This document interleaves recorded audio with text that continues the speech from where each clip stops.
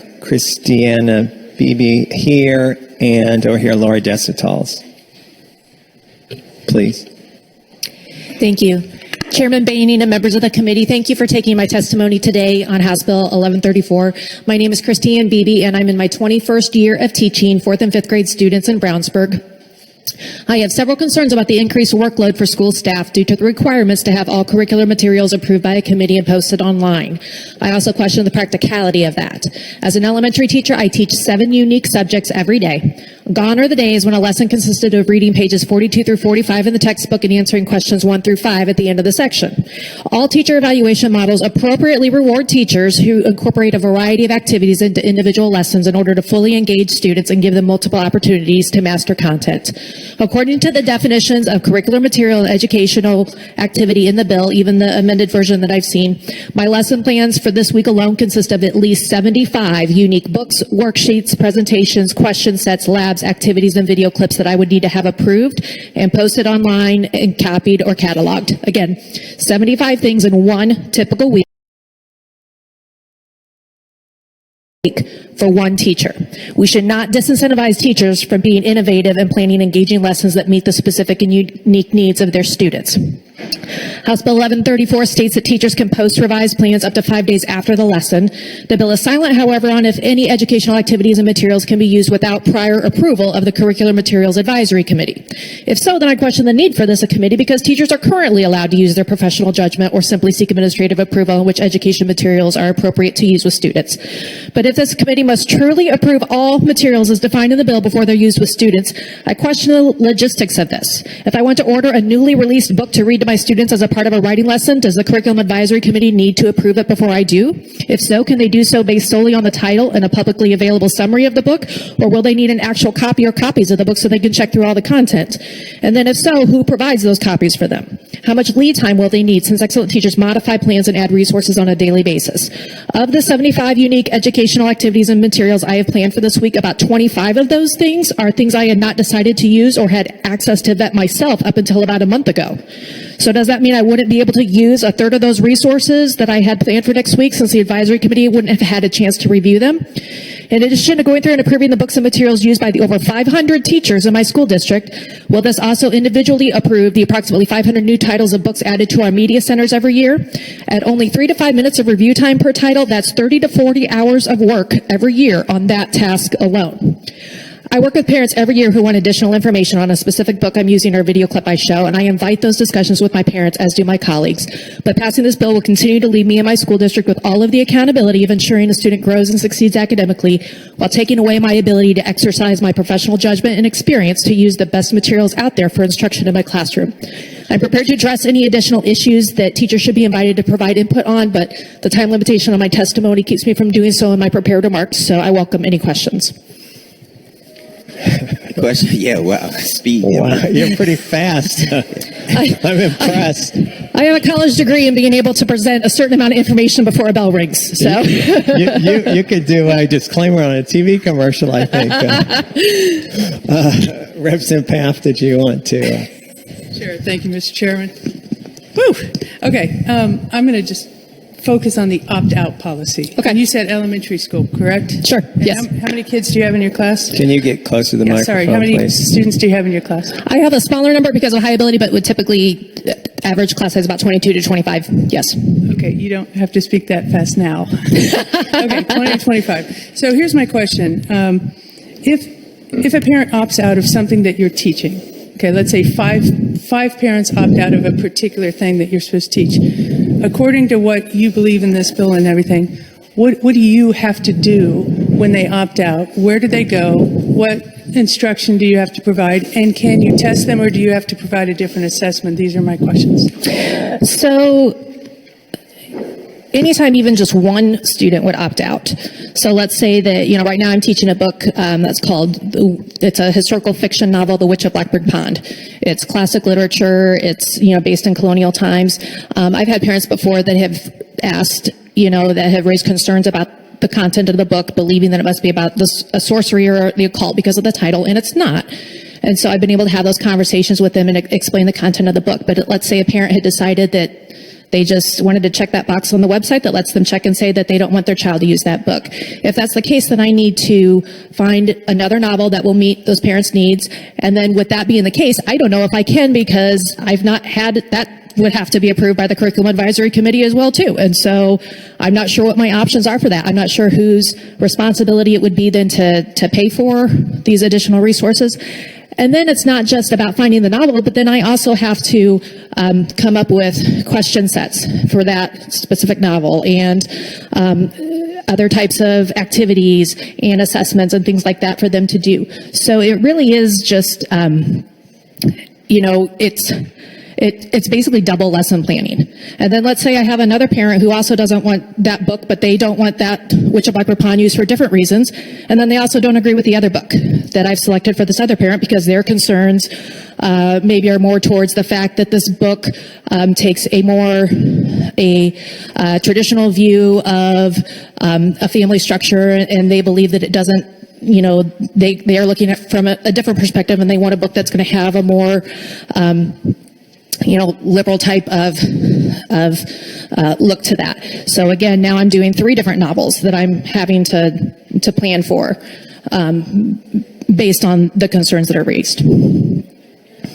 And in your classroom, when a student does opt out, because in our math curriculum, people don't opt out, so I'm really not familiar with this, but if they do opt out, is it your responsibility as a teacher to find some place for the student to go? Because of course they have to be supervised.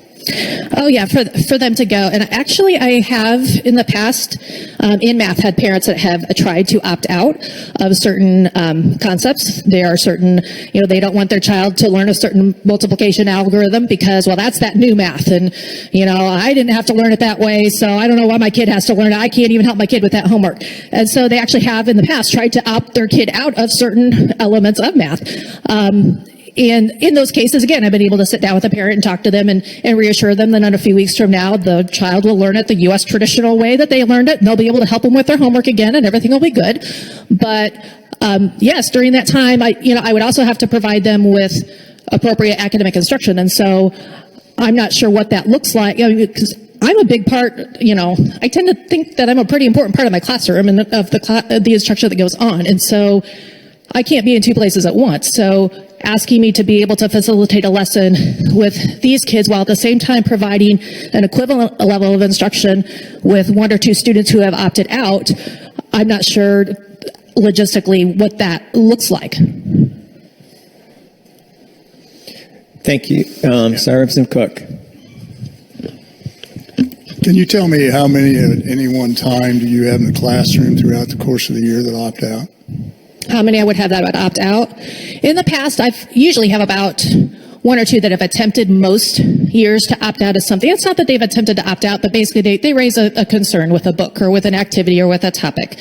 And under those conditions, I welcome that. This is not for me about transparency. I'm happy to be able to have those conversations with them, but it needs to be a conversation, I believe, because frequently what happens is that when they have a concern about something, their concern is based on a lack of information, or it's based on a misunderstanding, or they say, well, wait a minute, you taught for 10 minutes on what this political party believes, and that's not fair, and that's not right, and then, okay, but did your child also tell you that I taught for an equal amount of time on this other perspective and on this political party's beliefs?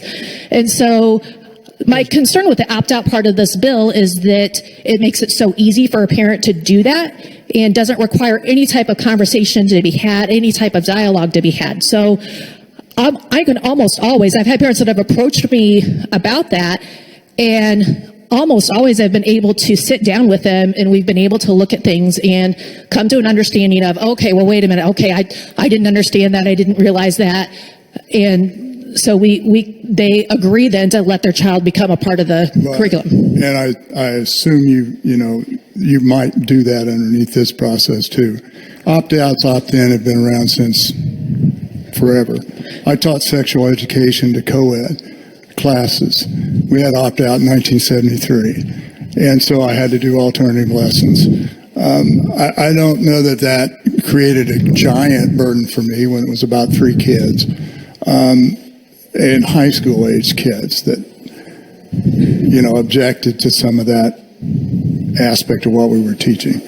But I want you to understand something, that, we're still looking at the processes. Do you do a syllabus also? I would not use a traditional syllabus. I would not believe, not with my age of students, no. Because syllabus or syllabi are also within the bill. And it's anticipated that that might be where that moves to. And then leaving also the post up on the spontaneous website you saw the night before and placing that then up. We're trying to lessen the burden on some of the lesson units. Some of what you described, I understand as a former educator.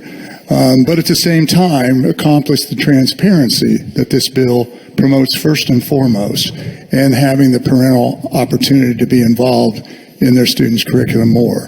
Right now, there's a lot of concern out there, not hundreds, but thousands of people who say they can't get access to the curriculum. They've gone and they've asked, and there's been some justifiable things shown us that they haven't been able to get that in a timely manner.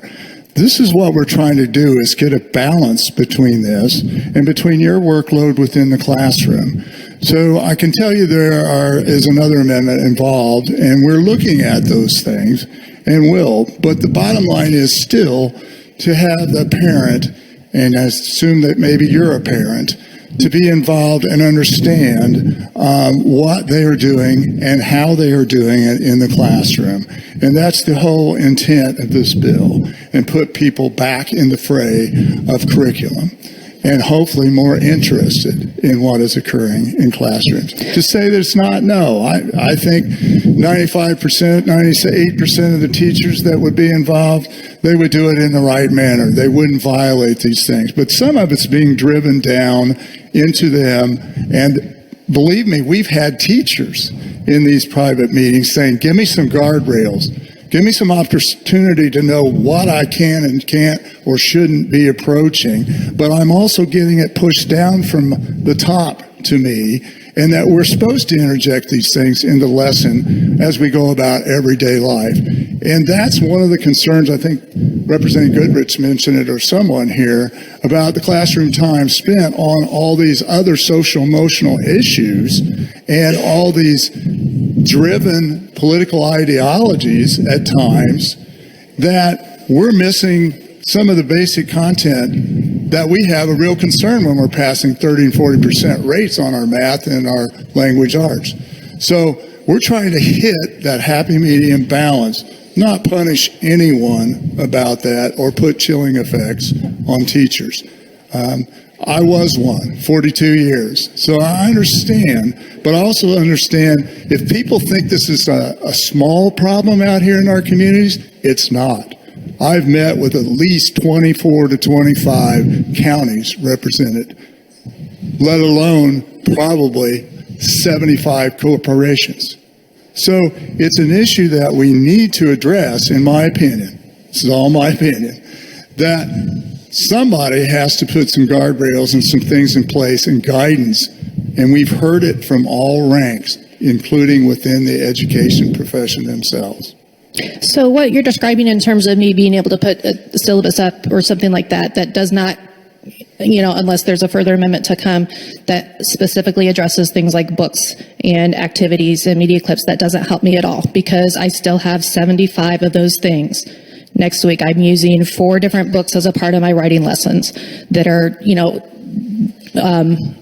books that are used for modeling different types of writing. I'm using probably 6 or 7 different video clips from different sources. Some of those are video clips where I may be showing a 2-part version of a 10-minute video. And I'm not sure if then this means that I have to go through and edit my 10-minute clip down to the 2 minutes to post it, so that way parents don't think that their child is having to watch the other aspect of this. Question sets, worksheets, all of these different things that I'm using, all of that stuff. I look very specifically at the definition that was used in this bill, and all of those things would be things that I would either have to upload to this portal, or in many cases make available as print copies to parents. I'm not sure. I've got a lot of books that I use, so I'm the only person that maybe uses those with my students, or there's a few of us that do. And so this book that I'm reading next week that then has to be made available to parents to be able to view at their convenience? Does that mean, does a second copy of that book have to be purchased? Just the logistics of this storage space. I have probably about 9 or 10 different cabinets in my classroom as one teacher. And I've been teaching 21 years and I'm a little bit of a hoarder, but still. So I have about 9 to 10 cabinets full of resources that I use with students that are not necessarily, ones that I can upload to a curriculum portal. So I'm not sure where we're going to house all of these things for the 40 teachers in my building, let alone in a high school building when you have more teachers and more subjects. This is not the way, teaching, like I said, it's not how we used to do it 15 years ago even, where it was much, okay, well, you're teaching McGraw-Hill social studies. Everything you're doing is coming from McGraw-Hill social studies. All of your worksheets, your assessments, your texts, your questions, the DVDs that they came with them, all of that. That's not the way that things are done anymore. And so trying to bring all of those things in together for this uploading. And again, like am I allowed to add resources, that are suddenly released or things that I find over time? Or if it wasn't made available to me before June of the school year before, it's just, out and done, and I can't do it because it wasn't loaded on the portal in time. So, my concerns are not necessarily with the theory behind the bill. I am a parent. I have 3 kids 2 kids currently in Brownsburg schools and one that's a recent graduate. And in my school district, I think we have no problem with parents being able to have access to information and the materials when they ask. If I want to have access to the information that my kids are learning, I ask my kids. I'm like, okay, well then where's your username and your password for Schoology? Let me see what's on there. I do get information from them, but the expectation that every single thing that they view in math class or in English class, that seems like it's, I don't know of many parents that would do that would go through that process of watching everything that I do or looking at everything I do, and the amount of time that teachers are putting into that for the number of parents that I believe would have those specific concerns. Again, the workload that's being asked of teachers, it seems like there's a very much, in some cases, we know this is a lot, however. We know this is asking a lot, and I get that, but everything that's before, we can't dismiss that. I know this is a lot of work, or I know this is a big burden, because teachers aren't going to hold on for what goes on after that, but we don't get paid enough to put in that much additional time and additional effort and additional energy into putting these resources out there. Thank you for your comments. Next I have Yes, Lori. I've had my hand up several times. Okay, I'm sorry, Ms. Smith, go ahead. Okay, please. thank you, Mr. Chairman.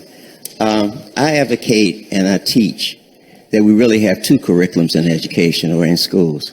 One is the written document, which is the curriculum, and another is less tangible, and it's the school curriculum. That school curriculum is everything that's learned in that class, in that classroom, everything that child learns within that building, all the experiences, all the happenings in the building are part of the curriculum. Do you agree with that, or you disagree with it? No, I would agree. Okay. So if you had a problem within your school and you wanted to eliminate that problem, and so you were having discussions to try to bring about change, how do you feel that children's or parents' right to opt their children out because they feel uncomfortable dealing with it? How do you think that impacts the school curriculum? I certainly think that it is tough if there's situations where, we sometimes run into situations in my school district where we have community members who would be in favor of a bill like this because they believe that or they have concerns, maybe not even necessarily related to this bill, but they have serious concerns about social emotional learning, and they don't think that should be the job of the schools and should not be that. And then 2 weeks later, there's a fight at our high school and something goes on social media, and those exact same parents are saying, well, why isn't the school taking care of stuff like this?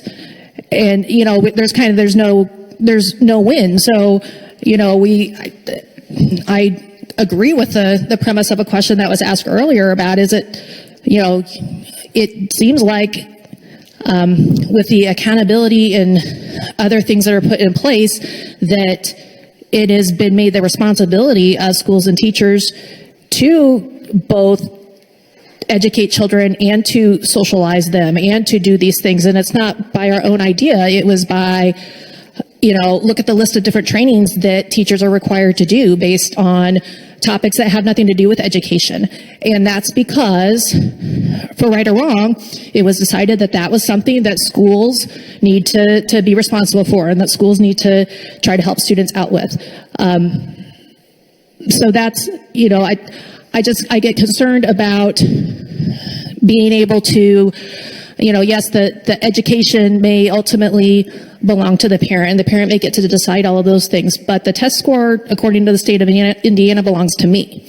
So trying to, you know, tying one hand behind my back and telling me exactly what I can and can't use with a child in order to educate them is fine, but then there needs to be that level of understanding that, okay, well, my school district, we tried to do everything we could to get the student to pass I-Learn. We tried to get everything we could to get the student to graduate. The parent opted them out of certain things that kept us from being able to do the best job that we felt like we could. And I feel like there's no type of recognition of that ever.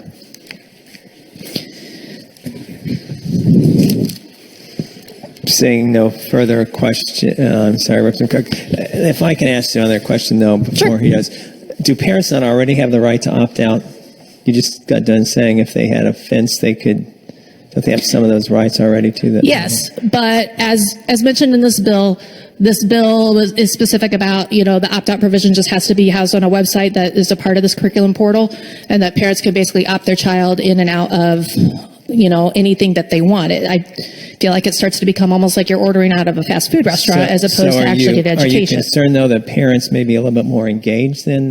Is that your concern? No, I'm concerned that they'll be less engaged, because currently, in order to opt out, they have to have a dialogue and a conversation, typically with the principal, with the teacher. I can sit down and talk about these things with them. It also benefits me, because if there is a concern, maybe it's a concern that I had not thought of from my perspective as a teacher as well, too.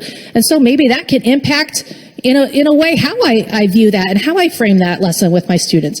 But as of now, what this simply seems to require is that they check a box on a website, and then that's it. There's no further conversation, no dialogue.